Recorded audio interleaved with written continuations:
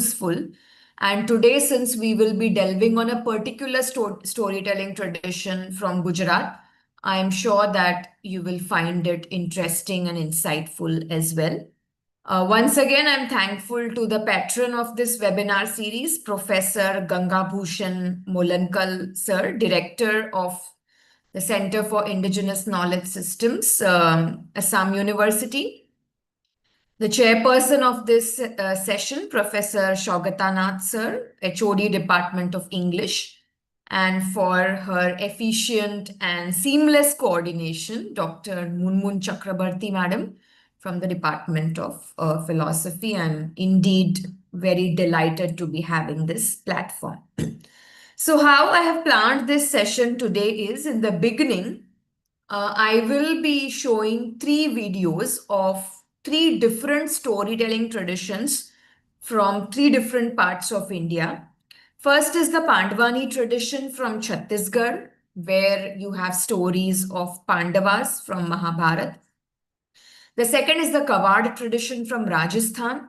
And the third tradition is from Maharashtra, where narrators and storytellers share stories of the chivalry and bravery of Chhatrapati Shivaji Maharaj.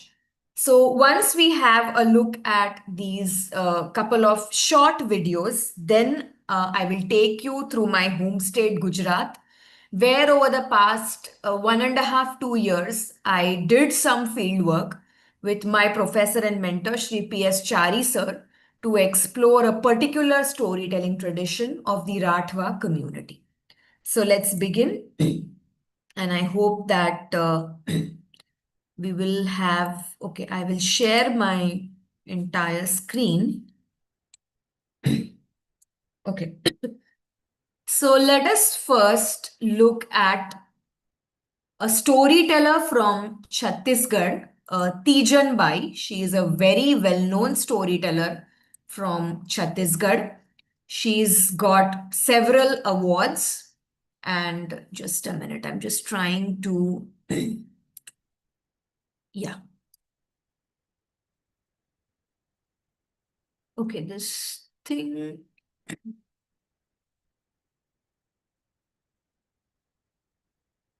Okay, sorry, I'm just figuring out the screen sharing stuff. So give me a moment. Okay. So we'll first see a video from Chhattisgarh where Tijan Bai, who is very, very well known, and she is a Padma Shri awardee. She is a proponent of the Pandwani tradition from Chhattisgarh, and I hope that all of you can watch and also listen to the audio.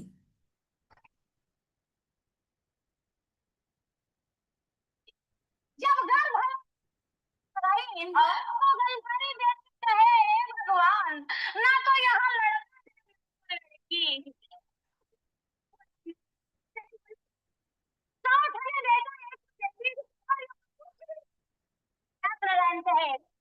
Gandhari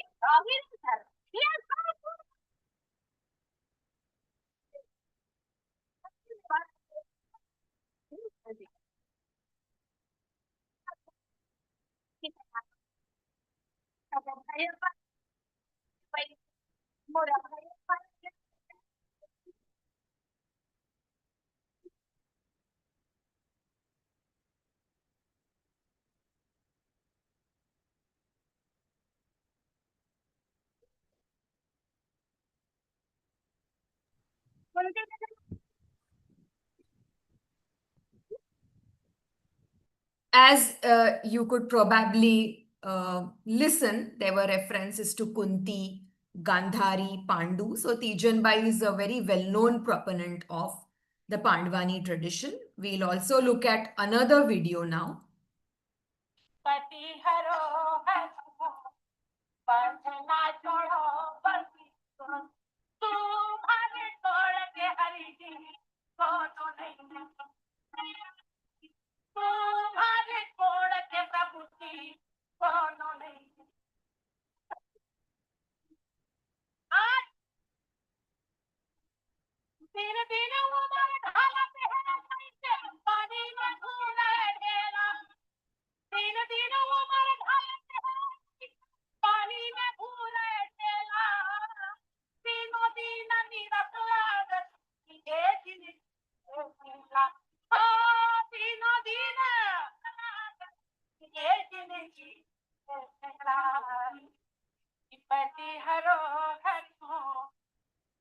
So you can see there's storytelling, there's music, there's emotion, expression, lot of which Zelam also told us yesterday when she was talking about Angikam and Vachikam.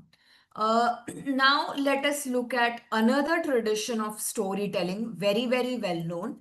And this is a tradition from Rajasthan, and it is called the Kawad tradition. So again, two short videos. So Kawad is like a box where stories unfold, and the storyteller takes this particular box of stories to different parts of Rajasthan, and they narrate stories about culture, community, from our scriptures, life, surroundings, etc. So you will here see in this video how the Kawad box art is made.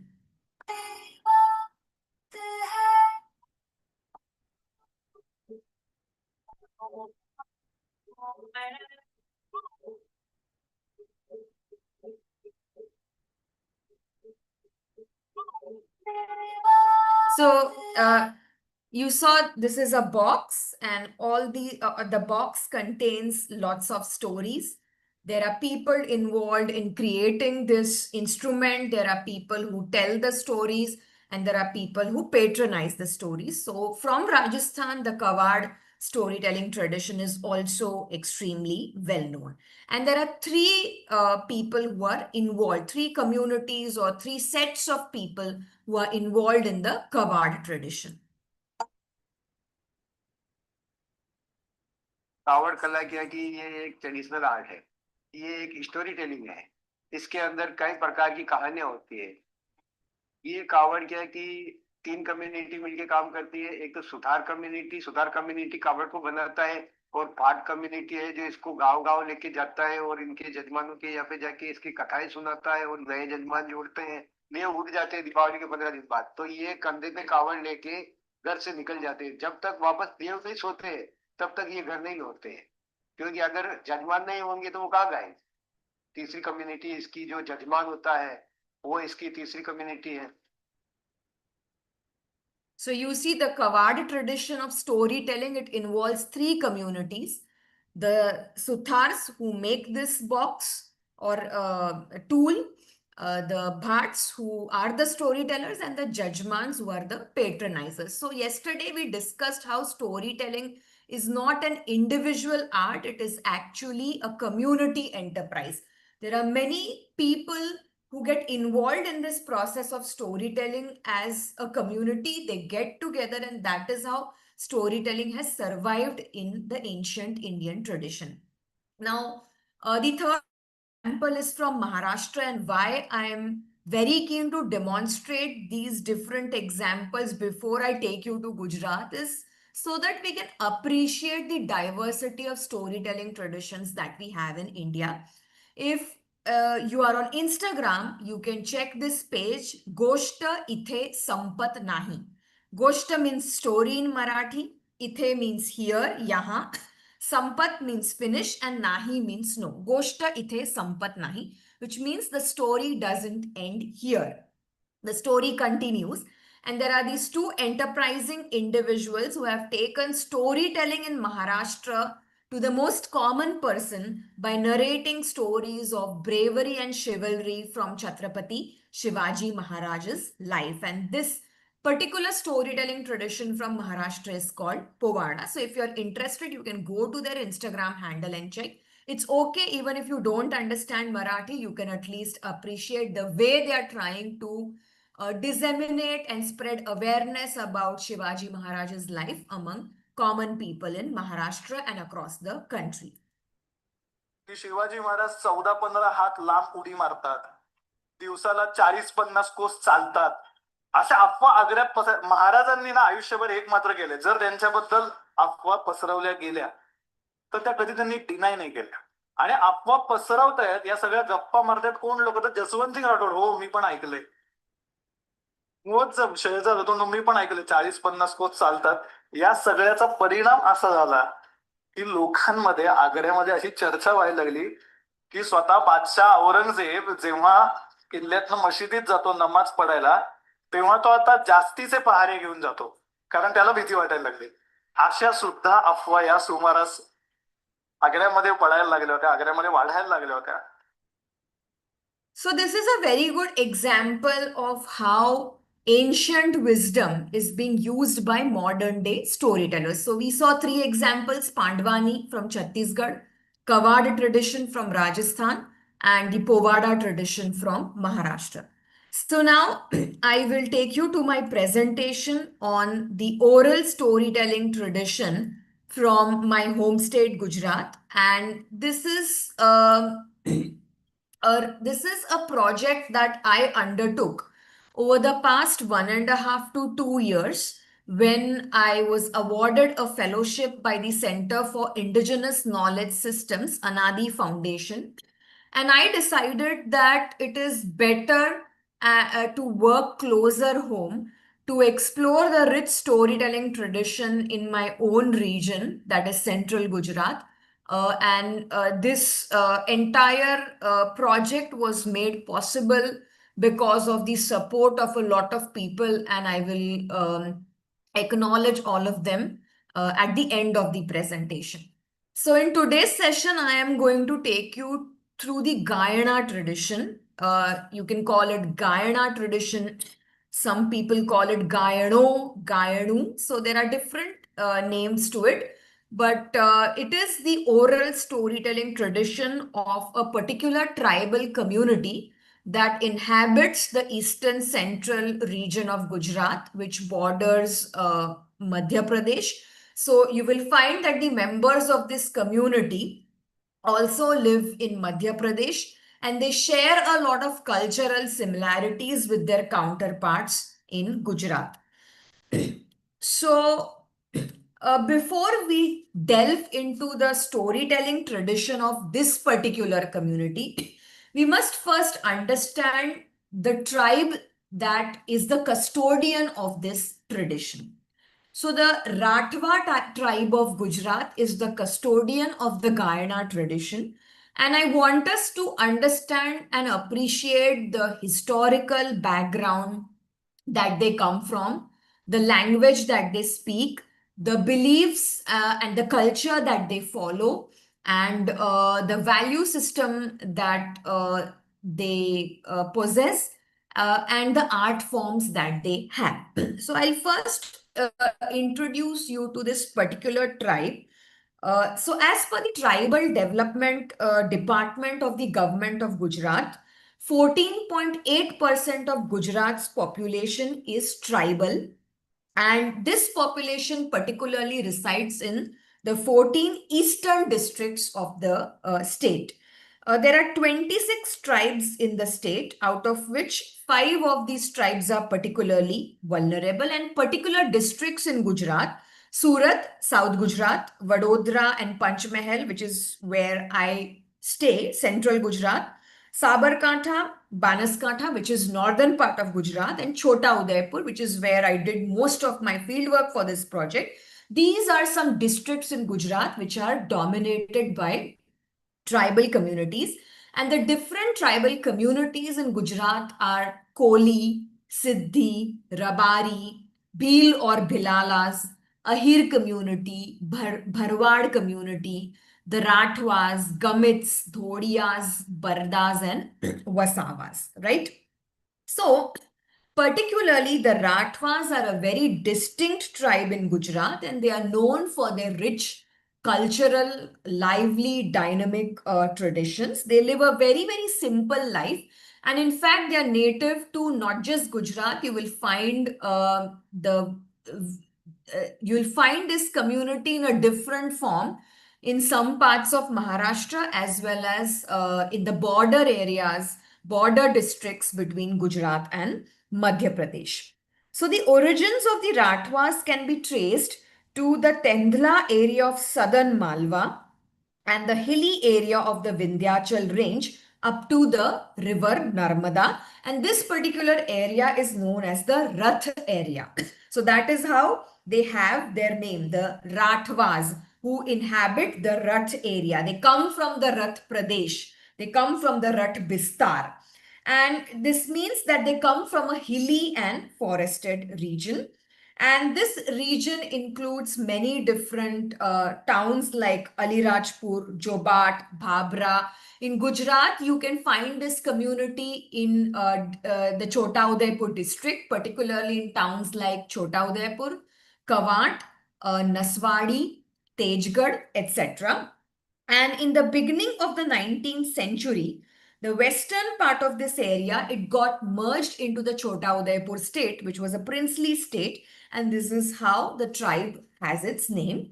Until recently, that is until 2013, the Chota Udaipur region was a part of the larger Vadodara district, but in 2013, it was carved out as a separate district. And only last year, I had the privilege to work with the government of Gujarat as part of my university's endeavor to bring out the first gazetteer document of the district of Chota Udaipur. So this is a basic introduction to the community whose storytelling tradition we are going to be acquainted with today. I'm sorry if this particular black window is a hurdle. So these are some photographs from my field work. You can see this is, so the first one is not from my field work. I have better photographs and videos to share in the later part of the presentation. The first photograph is from a fair, a mela, which is very famous. It's, I think it's a globally acclaimed mela that happens in a town called Kawant. It is called, in Gujarati, it is called as Gairno Melo, Gair Fair, the Gair Mela. And it is a very prominent tribal mela where tribal communities from different parts of the central eastern belt, they gather and they celebrate. And here is where you see their storytelling traditions come alive.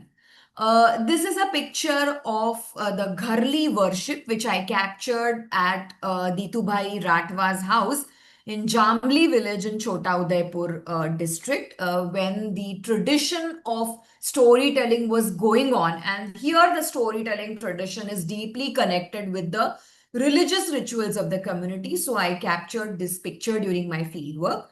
The other two pictures are from the picture on the right side is from the Chota Udaipur Museum, and this is a snapshot of how Rathwa village life looks like.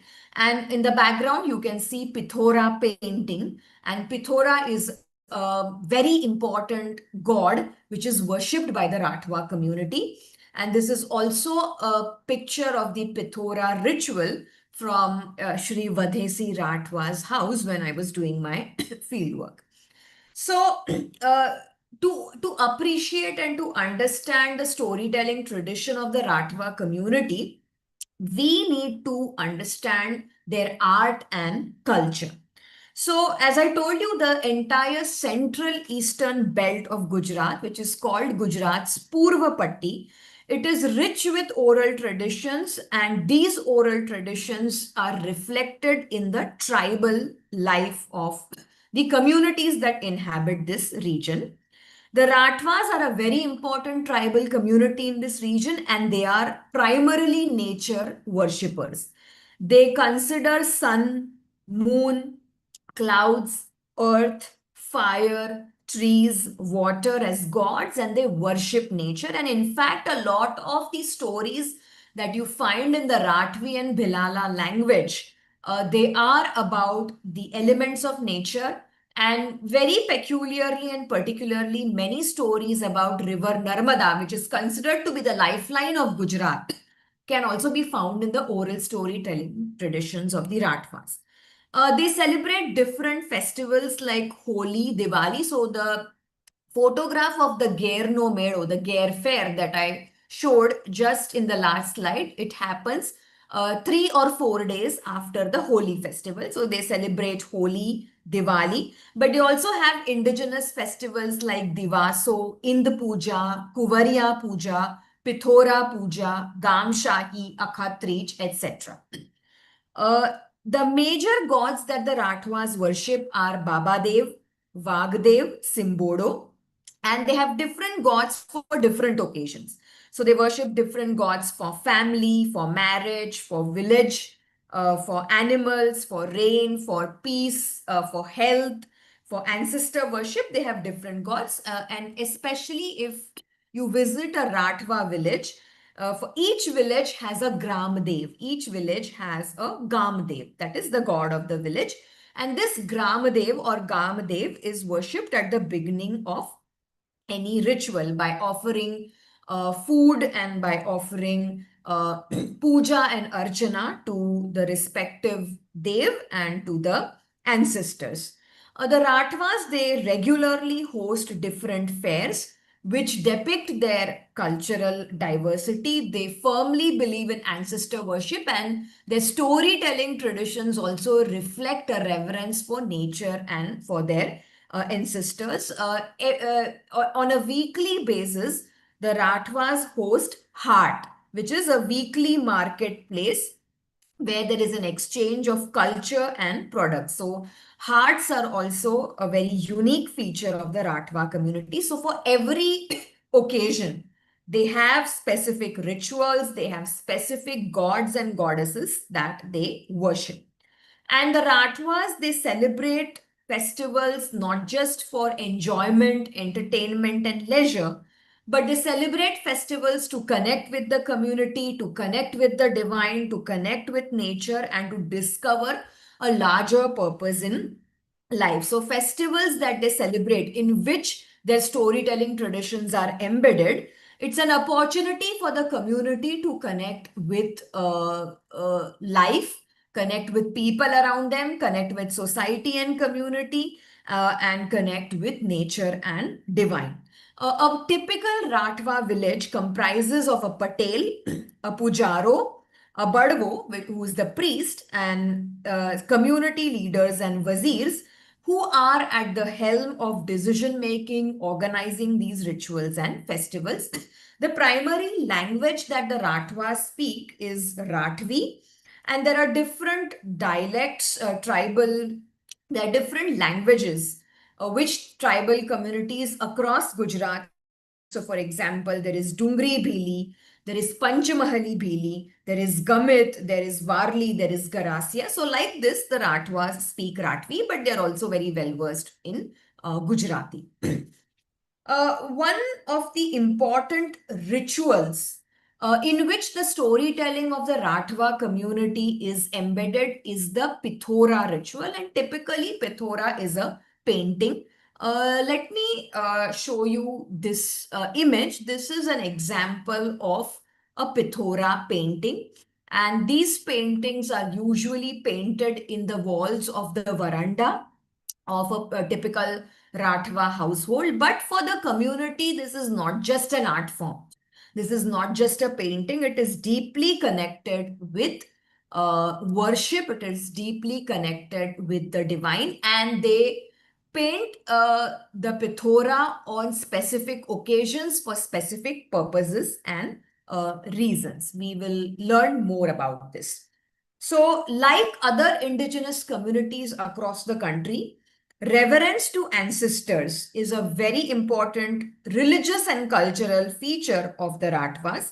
So they regularly worship ancestors. So, for example, when the first fruits ritual is performed, as the new corn cobs are brought in from the field, the first thing that the community does is offer gharli worship and offer worship to the ancestors. Then they also have, like they have the Gramadev, they also have Gharli, which is Gharna Dev, Gharke Dev. So before they worship the god or goddess of the village, in each Rathwa household, you will observe that they worship the god or goddess of the household, and they make a very peculiar kind of food item from urad dal, which is called urad dal vada. They call it dhebra, and it is very commonly found in all their rituals. And the most important rituals of the Rathwas in which we can find storytelling traditions are the Ind Puja and the Pithora Puja, where the priest will name the family's ancestors, the grandfather, the father, the uncle, etc. and together they will worship the founder and ancestor of the family. So the storytelling traditions of all indigenous communities in India, I believe they are embedded inside of the community rituals. This particular Pithora painting that I just demonstrated, and there are other pictures also. So all of these are Pithora paintings. You can see many, many different motifs in these paintings. So this is connected with a legend. This is connected with a god called Babo Pithoro by the Rathwas. It is held, this painting is, as I said, it's not just an art form. It is a ritual that is practiced in the honor of Babo Pithoro and Baba Ind. These two are the chief gods worshipped by the Rathwas. And when the Rathwa community draws these paintings on the walls of their homes, they pray for peace and prosperity of the family, and they also pray for removal of obstacles from their lives. So the paintings are not merely an art form, because this entire ritual of Pithoro is an integral part of the religious and cultural worship of the Rathwas. So stories are deeply connected with the religious and cultural worship of the community. So Babo Pithoro, who is the chief god of the community, he is remembered and worshipped during the time of difficulty. The community takes some vows, some promises during difficult times, and once that difficult time is bygone, once the obstacle is removed, and once whatever they have wished for, it happens in their life, then they fulfill the vow. They express gratitude to the god by adorning the walls of their homes with the Pithora painting. And in fact, one very well-known Pithora painter from Chota Udaipur, that is Shri Paresh Rathwa, he was very recently, I think in 2022 or 23, he was awarded with the Padma Shri. So the Pithora ritual, it marks a profound and unflinching sense of belief that the Rathwas possess in the divine and the ability of the divine to make their lives happy and prosperous. So as I said, it's not just a painting or a storytelling tradition.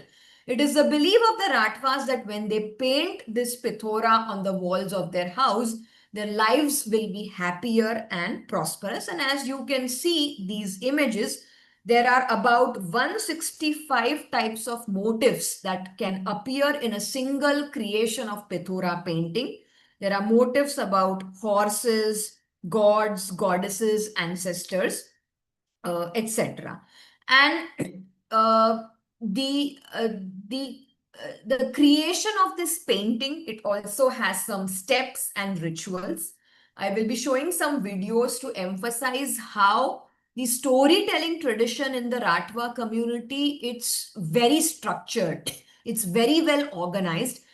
There are steps to these traditions, and there is a particular way in which the tradition is conducted, in which the story is told. Uh, as far as the Pithora painting is concerned, one can undertake a Pithora ritual if, for example, one has previously taken a vow in case of a child's recovery from illness, in case of a successful crop, birth of a healthy child. So whenever a happy event takes place in the Rathwa family, sooner or later the community that they have to undertake Pithora worship.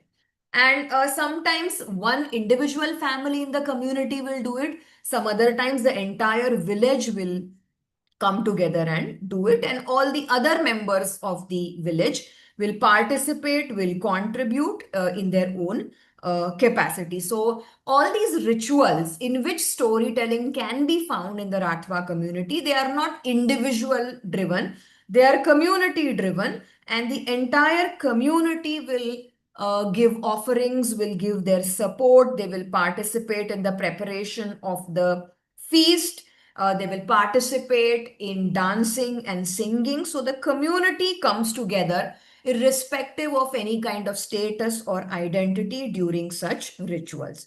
And the process of Pithora involves three people. It involves the Ghardhani, who's the owner of the house, in whose house the painting is to be done, the Lakhara or the painter, and the Badwa or the priest. And there is an interesting legend that is associated with the Pithora ritual.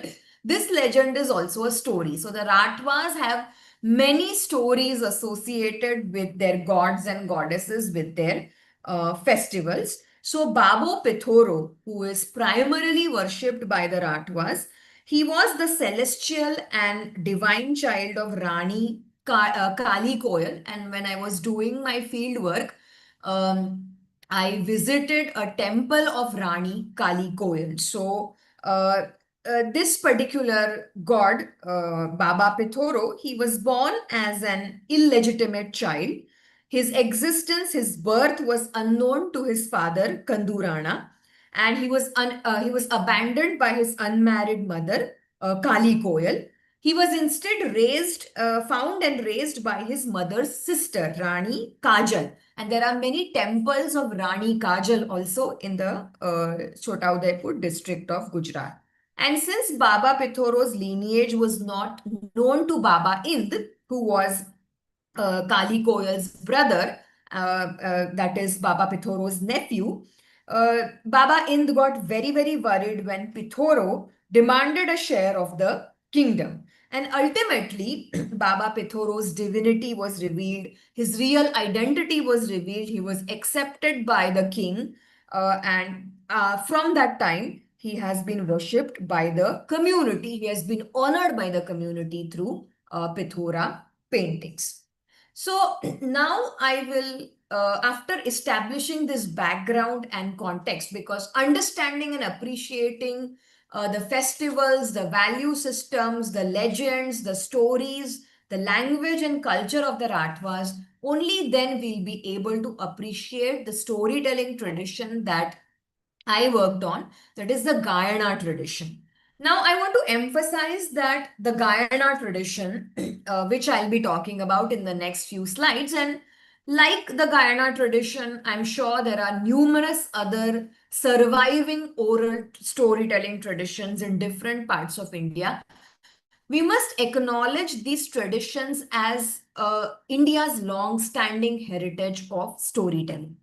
And they must be appreciated from the civilizational perspective, not from the perspective that they belong to a certain community or they belong to a group with a particular identity, because then that may create some sort of division and fissures.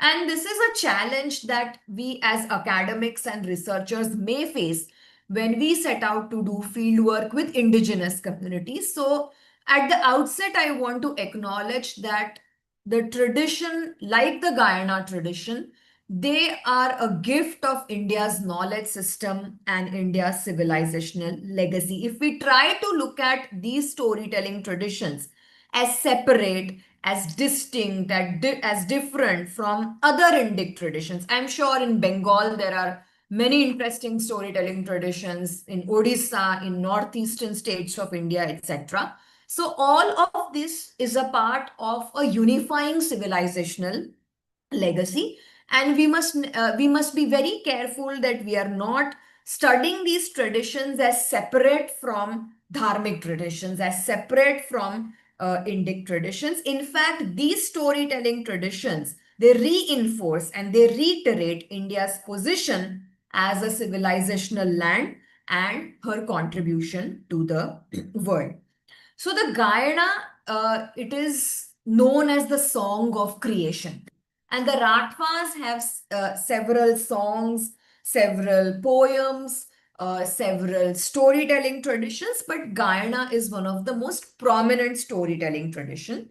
And a lot of the oral stories that the Rathwas have managed to preserve, even to this day, they can be particularly found in the conduct of their religious rituals.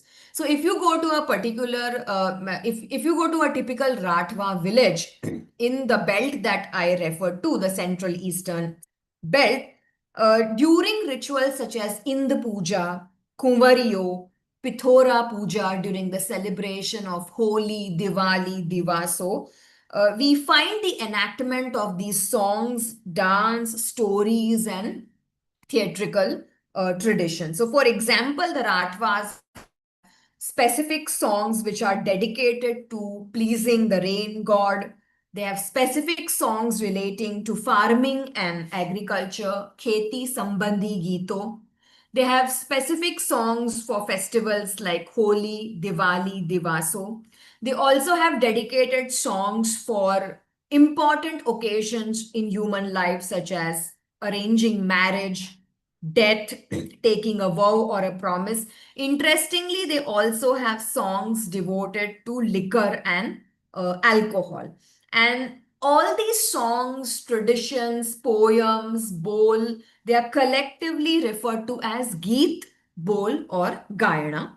And each of these songs, they narrate stories about gods and goddesses, rituals, life, nature. So that is why Gayana is the song of creation. Okay. The Gayana tells us what the Rathwas believe in. What is their worldview? What is their value system? What do they cherish? What do they hold dear to? And what are their traditions? So, through the Gayana tradition, the Rathwas find an expression of what their community is all about, their beliefs, their values, their worldviews, their existence, their relationship with nature, their ideas about life and death. So, the Gayana tradition, in fact, gives the community meaning to who they are, right? And they also use this Gayana tradition to pass on to their next generation what the community is all about so that they can assert their identity, they can cherish and preserve their traditional way of life. But it is an unfortunate thing that in recent times, when I conducted my field work, I did observe that this is also a tradition that is uh, that may probably vanish in the coming few decades because the storytellers of this tradition are now old and there are very few young people who are the proponents of this tradition. So, Gayana is an integral part of all the religious rituals of the Rathwas, as I already shared with you. And in the Gayana, you will find stories about the people of the community, the gods and goddesses that they revere, their village, their land, nature. So it represents their worldview, but it also represents their connection with a world that is beyond the material world. It represents their connection with the transcendental world. It represents their connection with nature and spirits.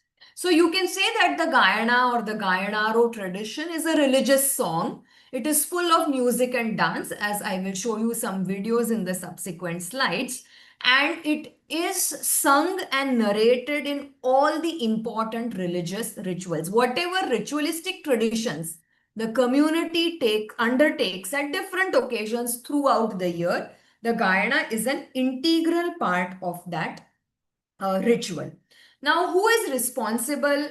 Who is the custodian of this tradition? Not everybody from the community narrates stories. The stories in this tradition, they are different from village to village. So, if you travel from one Rathwa village to another, the nature of the Gayana will change. The subjects may change, the style may change, the performative aspects may change.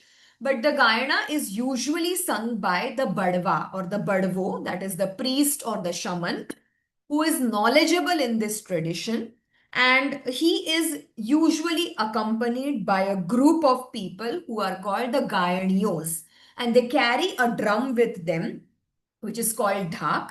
And the singing and the narration of the tradition, in which they narrate several stories, it goes on for the entire night. It starts about 5:30 in the evening. It goes on for the entire night, and they conclude the storytelling in the early morning.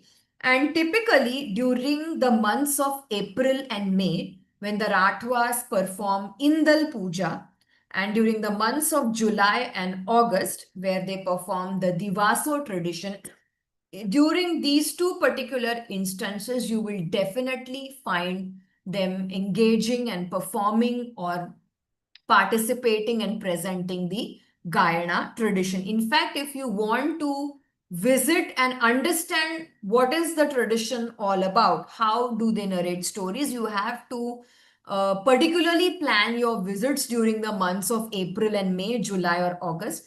And there are particular days on which these rituals are performed. And you have to stay there for the entire night if you really want to appreciate and understand how the storytelling in the community takes place, and each village takes responsibility of conducting the ritual on their own. So when I visited the field last year, I particularly visited Jamli village, and this village had not done the ritual for about 20 years, and they were doing the ritual for after a long gap of 20 years. So they were particularly very excited about it. So some of the examples some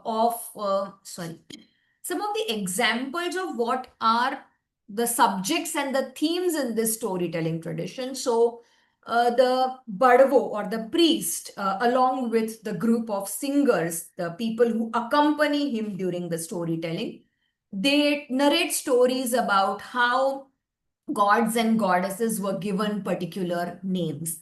They narrate stories about the creation of nature or earth. That is why Gayana, as I said, it is the song of creation, right? They will narrate stories about which gods are to be worshipped for removing illnesses, removing sorrows, for health, peace, and prosperity. There are stories about the different responsibilities of different gods and goddesses. There are Gayanas dedicated to particular gods like the Baba Ind, Baba Pithoro. They narrate stories about the origin of the rain, making of the plow. Because the river Narmada is very sacred to people in this belt, there are Gayanas dedicated to Ma Narmada, and the river is actually personified. So the river is a person, the river is an individual, and there are stories about the lives of the river. There are also stories about different fairs. So, for example, in a Gayana about the Indraj Mela, the Gayana will describe how many people attended the Mela, what activities happened in the Mela, how people were buying colors for Pithora painting for the Mela, etc., etc. So, the stories that are part of the Gayana tradition, they contain detailed and elaborate descriptions and narrations, and that is how you can imagine the entire ritual, which involves storytelling. It continues through the night. So here you can see pictures of Pithora painting. Let me try and play this video from YouTube. Is the voice okay, Dr. Munmun, when I play the video? No, it's not that audible, madam. Okay, no problem. You can just have a look. It's a short video of 30 seconds. So just try to have a look at different forms of Pithora painting.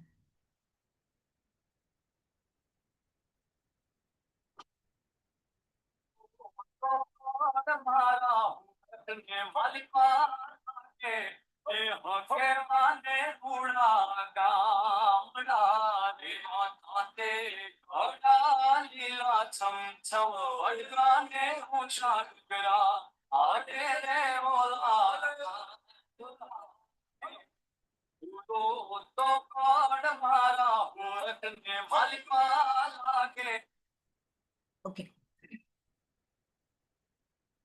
Sorry.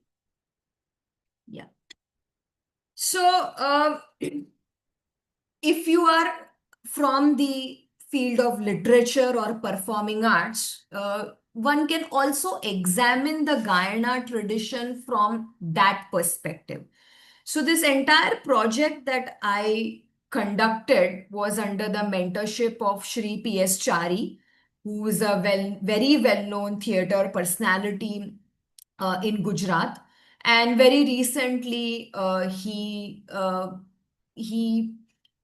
he presented an oral storytelling tradition from the Dang region of South Gujarat in a theatrical form. There was a particular story that was converted into a theater performance. The story was Karsari, and this story originates from the southern part of Gujarat, which is also inhabited by tribal communities.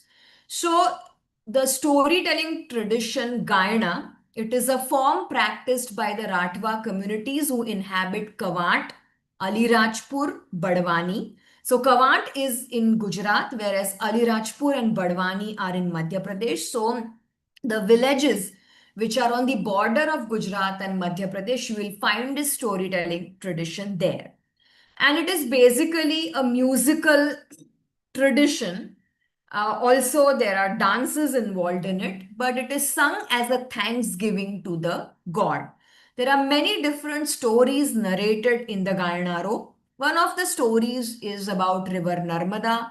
There are stories about the creation of the universe, and so that is why I told you it is the song of creation for the Bilalas, Bhils, and Ratwa community, and it is predominantly sung by the Badwas or the Bhagats in the Narmada Valley in Gujarat and Madhya Pradesh. This storytelling tradition showcases the richness and essence of Adivasi oral literature and traditions. By singing the Gayana, the community relives the creation of the world and all its living beings.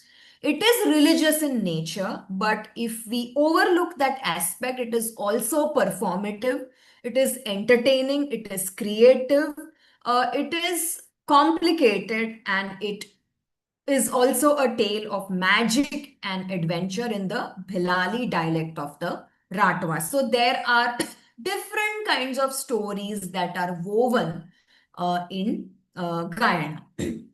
So now I would like to show you some videos. It is okay if the audio is not clear, but you will still understand how the tradition actually takes place and how the storytelling is very unconventional. These are all captured by me during the fieldwork that I conducted in Chota Udaipur, Kawant, and other parts of the belt. So before the Gayana tradition begins, there is a very traditional ritualistic puja that is performed. So in the first video, you can see that the puja is being performed. This is the dhak or the drum. So they are performing the puja of the drum. They are trying the sacred thread to it. So this is the preparation of the ritual, right? And this you will, I believe that this can be observed in other indigenous communities also. On one side, when the preparation for the ritual and storytelling is being undertaken, on the other hand, the community is preparing the sacred meal. So you can see specifically unmarried men and unmarried women, unmarried boys and girls from the community, they come together and they contribute to the preparation of a sacred divine meal that is to be offered to the goddess. So in this video, you can see that the community is preparing the meal, and they prepare an entire setup in the midst of the village for all these rituals to be performed. In the third video, you will see how the tradition is being performed. So you see the group of people who are playing drum. There is a main person, Badvo or Badva. There are people accompanying him. And probably in between, there'll be one person who will be overtaken by some spirit, by some divine force, and he will be mumbling and uttering the story, which probably, because if If we don't understand their language, if we don't understand the dialect, we may not be able to understand what they're saying. We will have to depend on somebody who knows the language, who can translate it for us. But it is quite possible that the storyteller goes into a state of trance. He actually connects with the God. He actually connects with the divine. The God enters his body, and then he's no longer an ordinary person. He's no longer an ordinary human being. He is a manifestation of the divine.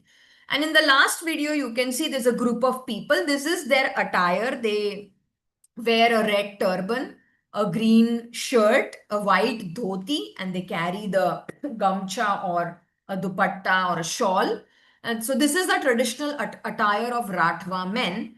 And here they are performing the Gayana tradition. You can see there's one main Badwa or priest who will lead the entire storytelling ritual, and the other men will accompany him. And as I said, this is going to go on for the entire night.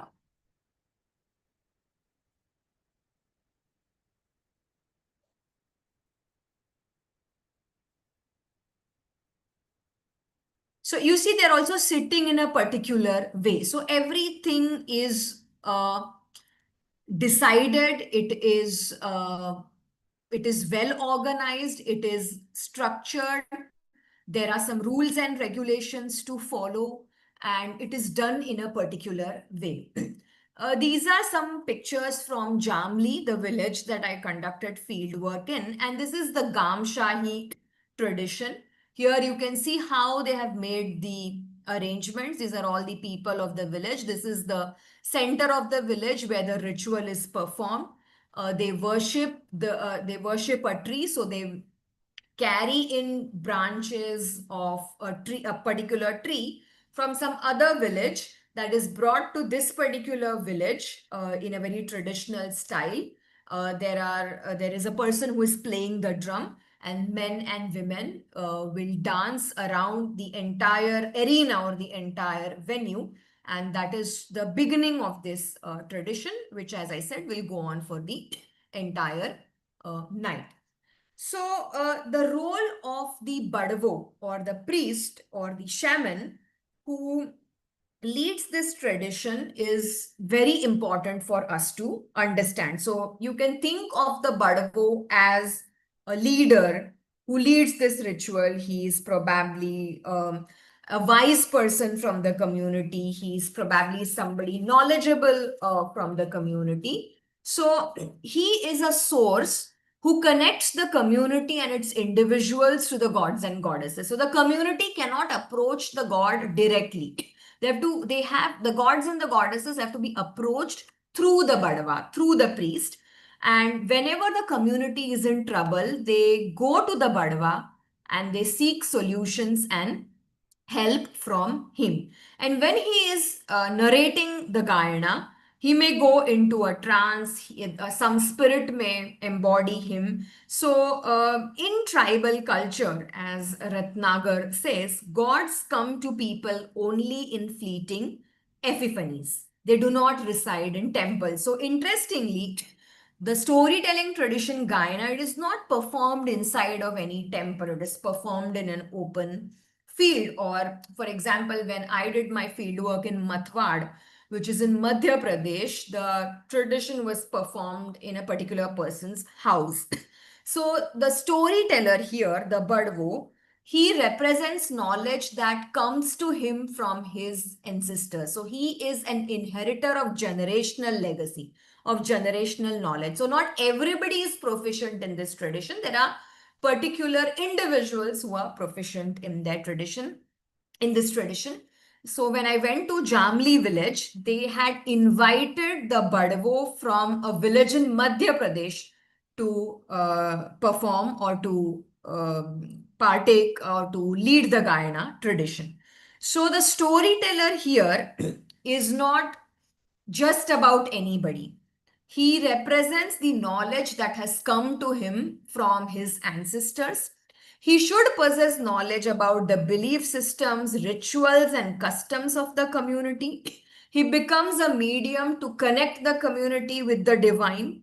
He also advises. So when he's not performing this storytelling tradition, he's advising the community. So the community members will reach out to him for advice, for assistance, for help. So he's like a mentor to the community. And he is a repository of the ritual songs and stories and the customs associated with these stories. So each story has a custom associated with it. You can't just perform the storytelling tradition without keeping in mind the ritual that is associated. And the Badavo also supervises ceremonies like weddings, pre-sowing rituals, or farming. So he is a custodian of traditions and also a custodian of stories. You can think of him as a magician, a priest, an intermediary between people and God, a healer or a diviner or a tantric, anything, but he is an exceptionally gifted person who is able to interact with the spirits for the benefit of his community and help them overcome hurdles. So sometimes when the stories are being told in the Gayana, the way they are being told, the context is important, the manner is important, to which deity the Gayana is dedicated, that is also important. And sometimes we may observe that the Badwa transcends into a very altered state of consciousness. He will start shaking, he will start shivering, he will start mumbling. So then the people believe that now it is not the Badwa who is narrating the story, it is actually the divine who has entered the body of the Badwa, and the divine is actually narrating the story. And in Gujarati, it is called Badwane Pavan Ave Che. One or other god has entered the body of the Badwa. So the Badwa becomes the custodian of this tradition, but of course, he is supported and assisted by a group of people. So, to conclude, we can think of the Gayana as an intangible cultural heritage from the Indic tradition. It is a storytelling method that emanates from the community. It is a storytelling method that the community has preserved for a long time. And I have been able to speak of this particular tradition because it is closer home and I was able to study it for an extended time period. But I would like to emphasize that, like the Gayana tradition, many different storytelling traditions that belong to the indigenous communities in Bharat, they are tried and tested methods of our model of communication. There is a lot of diversity in our indigenous oral traditions, and all our oral traditions are deeply and firmly rooted in our ancient wisdom, in our ancient philosophy, in our dharmic traditions, in the Guru Shishya parampara, in the 14-fold dharmic corpus that we have inherited. So, somehow or the other, they may be different in different regions, but ultimately they are connected through one single element of dharma. That is what I believe. Uh, how it is going to help us when we explore these ancient storytelling traditions or indigenous storytelling traditions is we will be able to integrate this with IKS, and we will also be able to think about how these traditions are presently being impacted by forces like modernization, globalization, urbanization, technology, etc. So, uh, to share some of the insights that I encountered during my fieldwork, it was very, very difficult for me and Professor Chari to convince the community to share their tradition with us because it is a tradition that they hold very closely. And as I said, it's not an art form or a performative tradition for them, it is a religious ritual.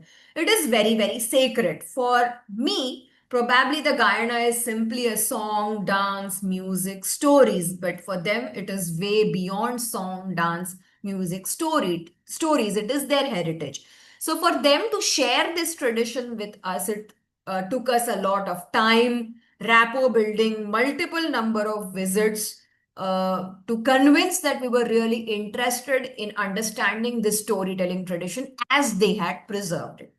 Second, the proponents, the experts in this tradition are dwindling because the custodians of this tradition, those who have inherited it from their grandfather or father, now these individuals are getting older, and their uh, children are no longer interested in preserving the tradition.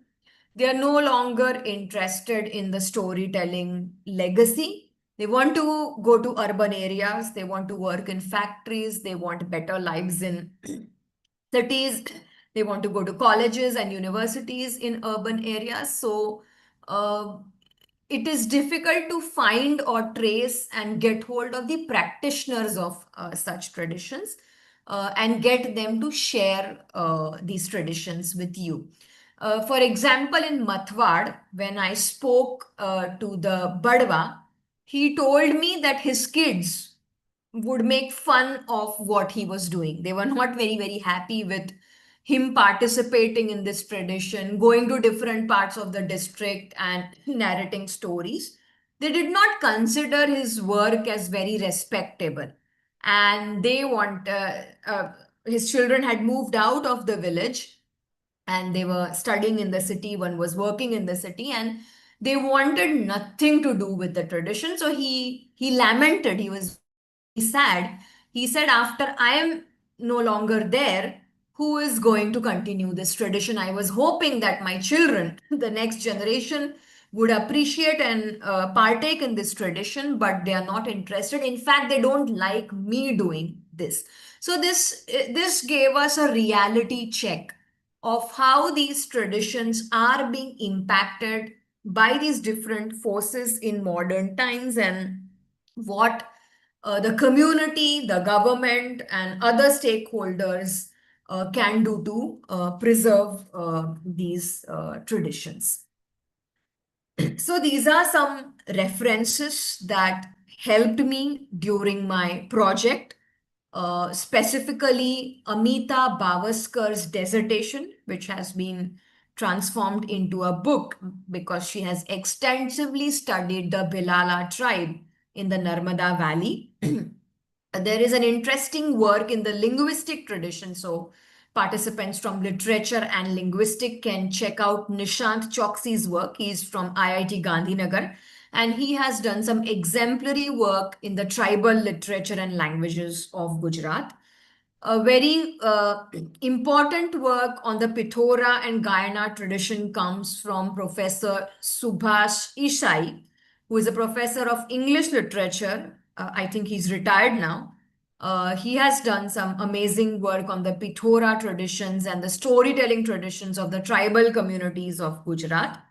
And the work by the Rathwa authors here, they have also done excellent documentation of the songs, stories, geet, bol, and oral literature of the Rathwa community.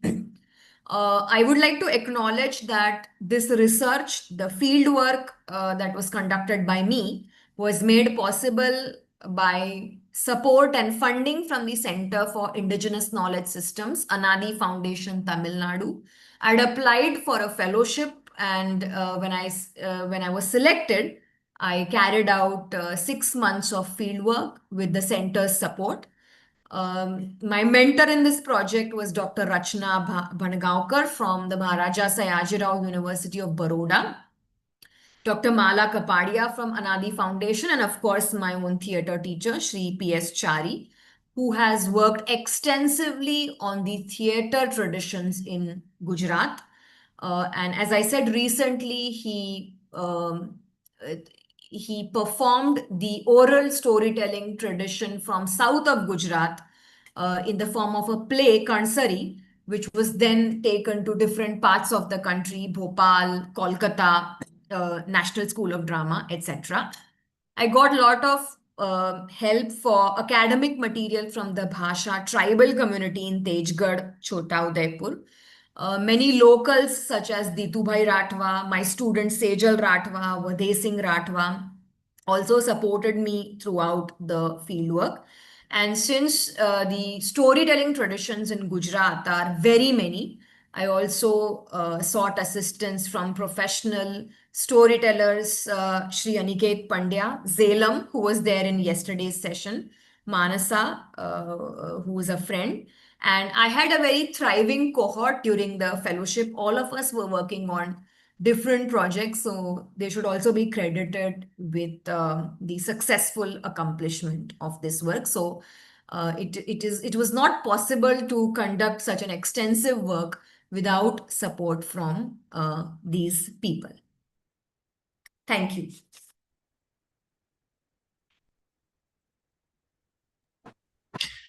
Thank you, Dr. Nidhi Shendurnikar, for yet another wonderful deliberation on storytelling tradition. Today, you specifically spoke on Gayana, the oral storytelling tradition of the Rathwas of Eastern Central Gujarat. And you were speaking about the storytelling tradition, and you yourself became a very interesting storyteller because you provided us with the background, because it's an online program. So there are people could be from various parts of the country, and contextualizing the background, the stories was very, very important. So you gave us a very good introduction to the Rathwas, not only to the Rathwas, but also to other, even to the geography of Gujarat, and also the various tribal groups, belts that are there. And specifically, you spoke on the Rathwas, their culture, their language a bit also, and their religion. All those things were very, very important in order to introduce the Rathwa tradition to us. As you had mentioned yesterday, that storytelling traditions or stories have particular specific contexts, and therefore introducing us to the various contexts was so very important. And before you started with this, you introduced us to certain theater traditions, performance traditions, storytelling traditions of Chhattisgarh. Tijanbai is a very popular name. Yes. We also had watched TV serials programs made on TV serial Tijanbai when we were very young. And then Kavard, it was one of the pictures that you presented yesterday, a box-like thing. Yes. Yeah. And the Maratha tradition also you've spoken about. You also had spoken about the Pandwani tradition yesterday, a little bit. So you started with it, and then you took us to a journey through the geography and culture, a little bit of Gujarat, and thereby contextualize the entire thing about the Rathwas, their idea of the ancestor worship, nature worship, and the worship of Babu Pithora, and the various motifs. I believe you mentioned 165 motifs. 165 motifs. Yes. Yeah, that they have. And so it was very, very interesting. And though we were specifically speaking about tribal community, some of those things that we are describing about the storytelling elements, like for each particular ritual, each particular occasion, they have different stories, traditions of the Gan, Geet. Yeah. So, I mean, these, as you have mentioned towards the end and yesterday also, that these are part of the Indic traditions. Yes. And I could find similarities of a lot of things. So even with our culture, Geets for various occasions. Yes. And then the paintings that are made on the walls in various tribal traditions, these are made. In the Bengali traditions, Alpana is something that is done. Yes. Yeah. So, and for each occasion, there is a kind of different motif for the Alpanas also. Correct. Yeah. So these are certain things which, as you very rightly mentioned, speak about the Indic tradition. And in spite of the diversities that we have, we are bound by probably one particular chord, the entire nation. And therefore, we are speaking about a kind of geocultural Bharat in today's context, which makes it so important. And you also spoke about the dharmic traditions and so on and so forth. And the hallmark of all your presentation is that you give a detailed kind of bibliography and things like that, which helps future studies or researches. So thank you for yet another informative and interesting talk on a particular issue, but with which I could relate a lot of things with my culture or the cultures around us. And I'm sure many others would be able to relate several things with their own culture. So thank you very much for introducing us to this particular cultural aspect, the storytelling aspect. And now the session is open for questions, observations, or maybe clarifications on certain things. Dear participants, it's open now. Thank you. Yes, would be happy to have questions, comments, or if you found it interesting. I'm sure when we are exposed to a different tradition, we can start thinking about similarities that we find in our own traditions closer home. So, if there is anything interesting that you feel you can share from the region that you come from, that is also most welcome. I was quite surprised during my fieldwork because, as a researcher, I had approached the Gayana tradition as simply a storytelling tradition. But after multiple visits to these villages and interaction with the community, I realized that for them, it is not merely storytelling, it is something much beyond that. It is a part of their lives. It is very sacred. It is connected to worship. It is connected to the bond that they share with nature. So, as an outsider, as an urban dweller, we may look at this tradition simply from the aspect of creativity or narration, or we may be interested in the stories that they are sharing. But for them, it's a religious ritual. And so, as I said, it lasts for a long time. So, in December 2024, when we went to Mathwad, which is on the border of Madhya Pradesh and Gujarat, when we requested the community to uh, kind of, how do I put it? When we requested the community that if we could hear one Gayana before the other, they said no, that could not be done. So we were particularly interested in the Gayanas and the stories around River Narmada. And when we insisted that we are more interested in those Gayanas, they said you may be more interested in that. But when we start this ritual, we can't conduct it as per your wish. It has to be conducted in the way it has been designed and decided by our ancestors. So first we will narrate the story of creation, the story of nature, the story of the earth. And when there is time in that sequence, in that chronology, to talk about River Narmada, we will come to that. But we can't skip and we can't change the order of the narration of the stories as per your wish, which we respected, we understood. So you understand these little important elements when you venture outside the university, the classroom, and actually go and do work in the field. Okay, thank you, Pushpa ji. Thank you so much. Oh, Chitralekha ji is there here. Yeah, I would love to hear from you, Chitralekha ji. And thank you, Soma Bhattacharya ji. Okay. Okay, thank you so much. I'm glad that you enjoyed this session, and yeah, please do keep attending such sessions in the future as well.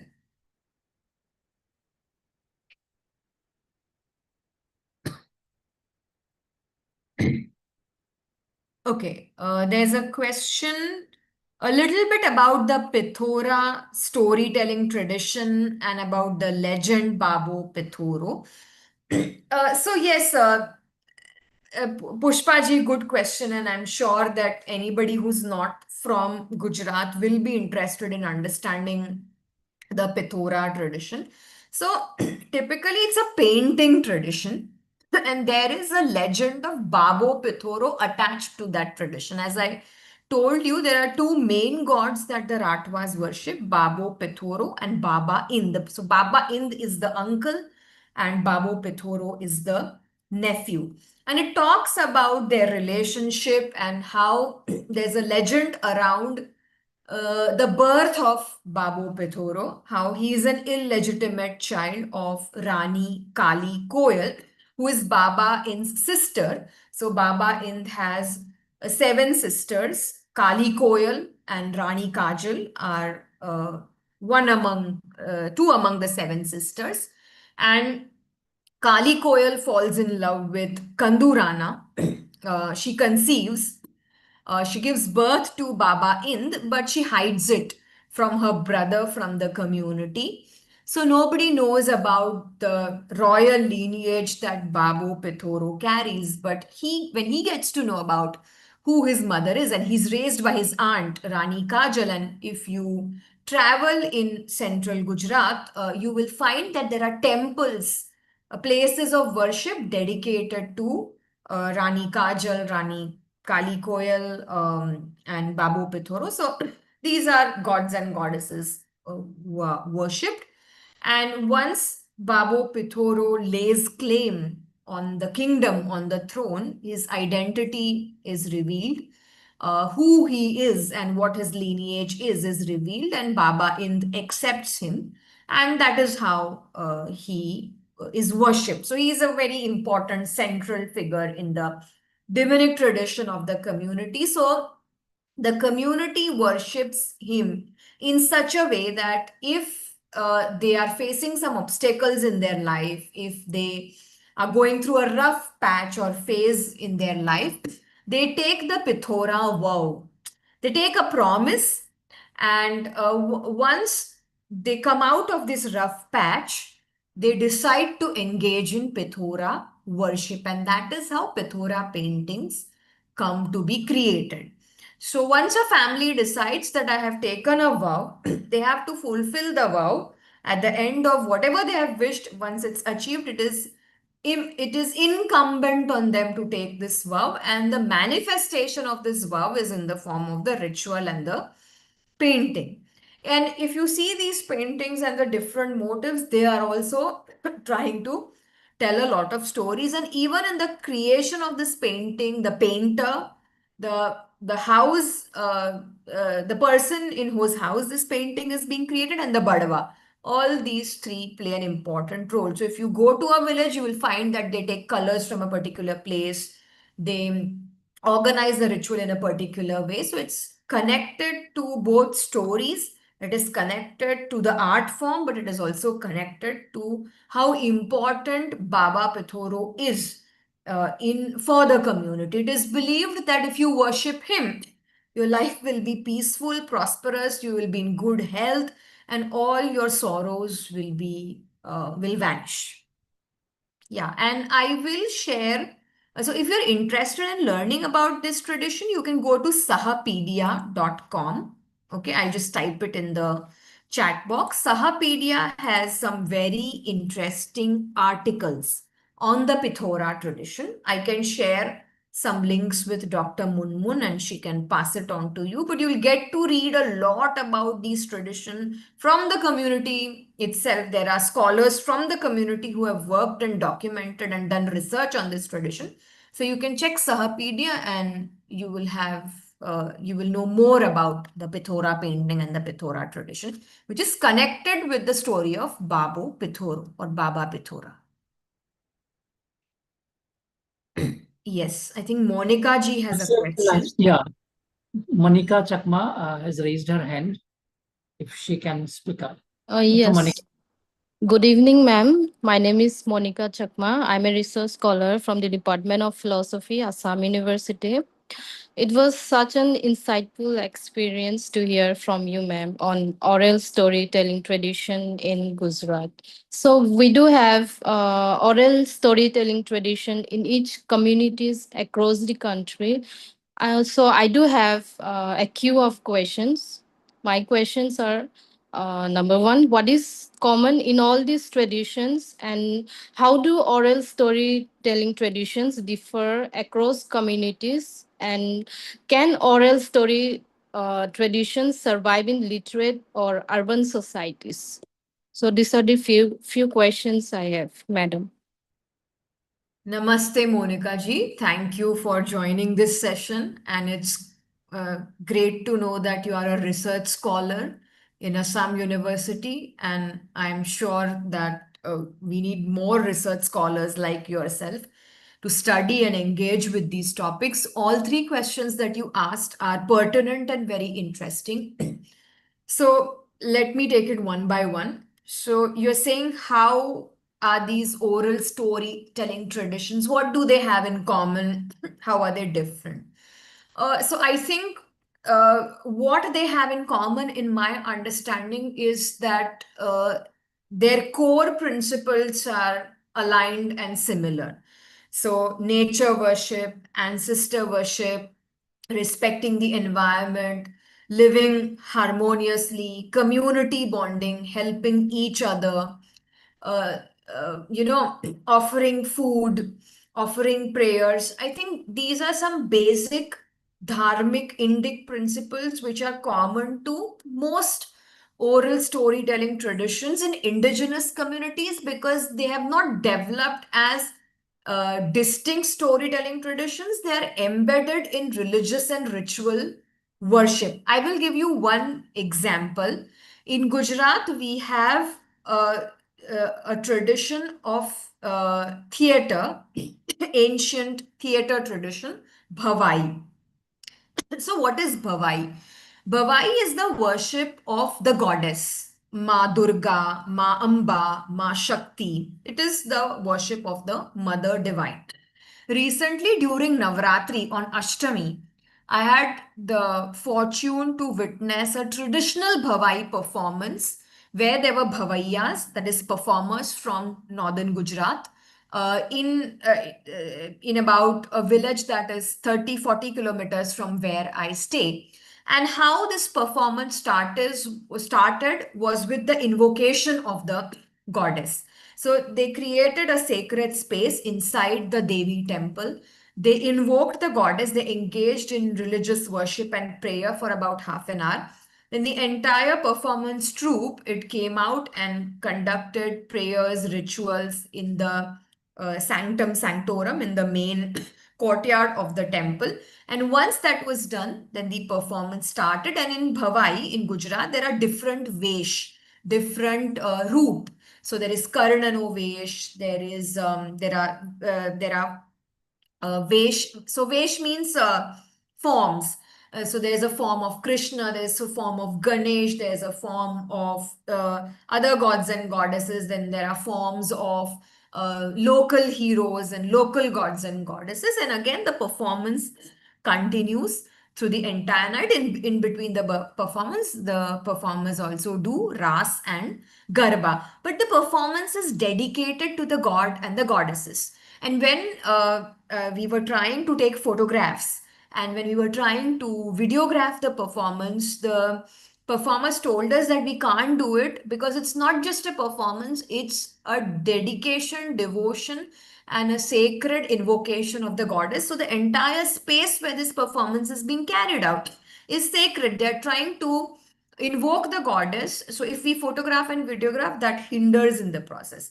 So I think all of these attributes and features are quite common in all storytelling traditions of India. We may think of them as art and as an artistic endeavor, but they're deeply connected with divine worship. That is point number one.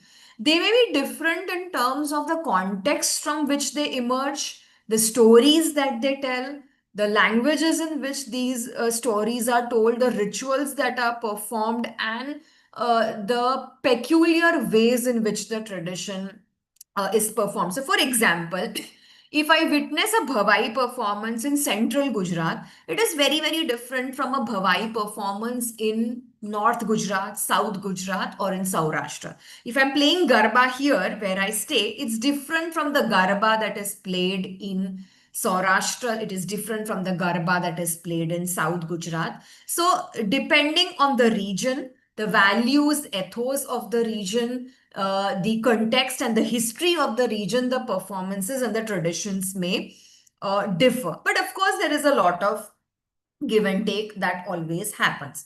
The third question about urban connect with these oral storytelling traditions, I think you people in the eastern part of India, Bengal, and northeastern states, you are luckier because you are still connected to your traditions as urban dwellers. Because Bengal and other eastern parts of India, you have a rich intellectual legacy, a rich legacy in the performative traditions. Unfortunately, in Gujarat, because we are an entrepreneurial, a business-driven state, so the urban dweller is hardly connected to these oral storytelling traditions. And today I feel that even the rural dweller is distanced from these traditions. For example, Bhawai, which is actually rooted in the rural traditions of Gujarat, now it has been modernized. Now it has been urbanized. And its entire character and form, its original traditional character and form have disappeared. And when it is performed to suit the tastes and the demands of the urban audience, which is okay. Once in a while, if you want to connect the urban audience with an oral tradition, you can change it, but you cannot modify it or distort it to such an extent that the essence of that tradition is lost. So, unfortunately, I feel there is simply no connect that urban dwellers have with these oral traditions. They don't even appreciate these traditions. Most of them won't even know about these traditions because these traditions stay in those remote corners. They don't come out in the wider realm in form of popular performances, pop culture. You don't see them on Instagram, or you probably see them less often on these popular platforms. So it is quite a travesty that these traditions are being relegated to only some remote corners. But I feel that there are many individuals and organizations like my own theater teacher who did who worked for about 3 years to find out an oral tradition from the southern part of Gujarat, convert it into a theater performance, and he performed it with his troupe, not just in Gujarat, but he took it to Delhi, Bhopal, Kolkata, to National School of Drama, and to several theater festivals across India. So, these are some things that we can do, convert these traditions into popular performances, bring them on social media, do seminars and conferences about these traditions, and that is how we can ensure that the urban audience is not entirely disconnected from these traditions. I hope I answered all three of your questions. Yes, madam. I'm satisfied with your answers. Thank you Yes. for enriching me with your insightful thought. Thank you. Thank you Thank so you. much. And one thing that I learned from my theater teacher is that one must explore the traditions that are closer to you. So, sitting here in Gujarat, of course, like I told you, I'm learning Bengali as I'm watching a Bengali serial. That's good. I appreciate the culture, language. I learn about the ethos of Bengali culture, Bengali landscape. That's good. But I must deep dive into the traditions that are closer home. So, this tradition that I presented to all of you about today, it is just 100 kilometers away from where I live. That is closer home. And it makes more sense for us as scholars, academics, and researchers to discover what is in proximity rather than explore traditions that are further away. Of course, I'm ready to appreciate the oral storytelling traditions of Haryana, Assam, Kerala. That's great. But if I'm in a particular region, I must take the effort to first connect with my land, my culture, my tradition, my language, learn more about these traditional forms which are nearer to me, and then probably go out and explore other traditions. This is something that I have learned from my teacher, who's, in fact, he is a South Indian, but if you speak to him, I think nobody in Gujarat would know as much about Gujarat's theater and folk traditions than him. So this is something that we must keep in mind. Explore what's nearer and bring it out to the world. Yet it is actually important if we focus on things near us, because this saves us a lot of time and other things as well. We And always, it is feasible to conduct field work and collect primary data in your own region, because you know the language, you have contacts, you can build your rapport, and it is a rin. It is something that you must do for your land. So if I'm in Gujarat, it's my duty to explore the traditions here, to give back to the land that has given me so much. exactly, and this has another benefit also. We can do our everyday work, also our jobs, our business, whatever it is, and we can also explore further. So thereby we can contribute without disturbing our life pattern and all these things. And as you have mentioned, it's a kind of responsibility of us to speak about our land, our language, our culture, that close to us. Yes. So that, a kind of knowledge system, becomes vibrant and, gets connected to the idea of the world. Thank you. Thank you for enlightening on this. Any other observation by any participant or questions maybe?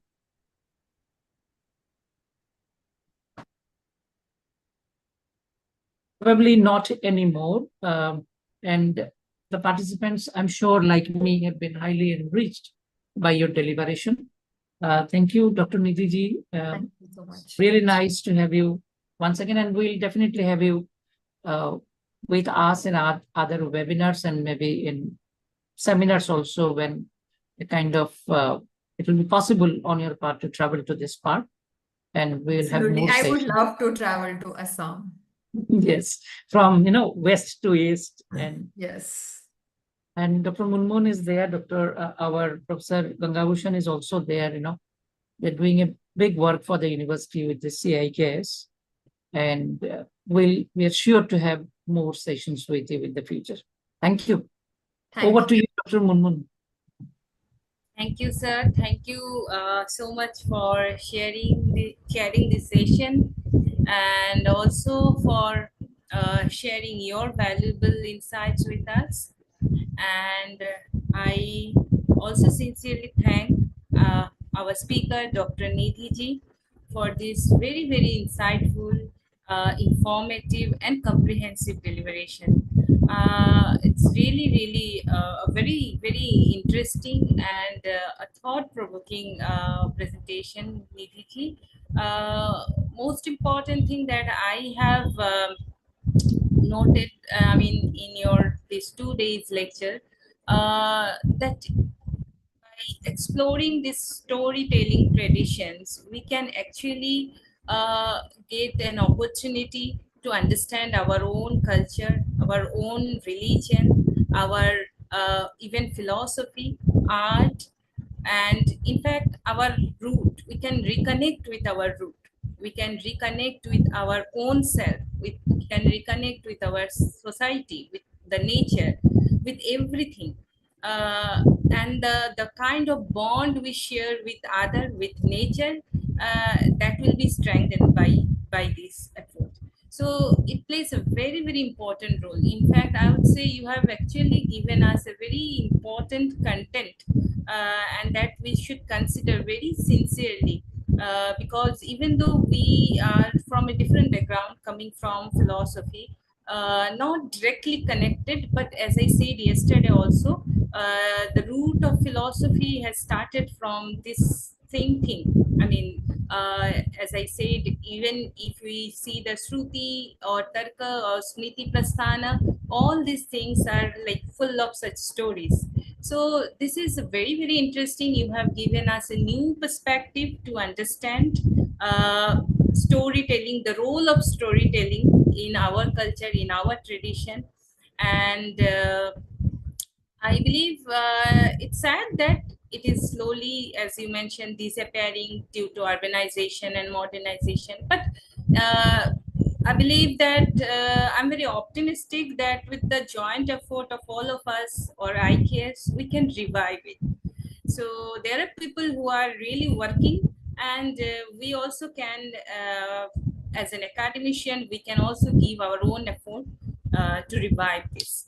So thank you so much, Nidhi, for giving us a very, very enriching and thoughtful ideas about storytelling, its role, its significance, and you, I mean, I must thank actually Professor Saugata sir, because it is he who has actually suggested me to contact you or to invite you for our IKS program, and therefore I'm so thankful to sir. I'm grateful to him. And also, yeah, Professor Gangabhushan sir just now called me. He informed me that because perhaps he is traveling, he couldn't join because of network issue. So he asked me to convey his regards to you and Chairperson sir, Professor Saugata sir. And on behalf of the IKS Center, I once again express our sincere thanks and gratitude to you for enriching us through your presentation, research, and I very strongly believe that even in coming days we will get a chance to connect with you once again. Sure. And yeah, and with these words, I also thank all our participants for your patience, for your energy, and also for your valuable input. So thank you so much, everyone. Once again, thank you, sir, for giving us your valuable time, and thank you, Nidhi, once again. Thank you so much. Thanks to all participants, Professor Saugata sir. We are connected through the WhatsApp group, and Dr. Munmun Chakrabarti for facilitating and conducting the session so smoothly. It was a pleasure that we could do it. I wish everyone a great festive season, and I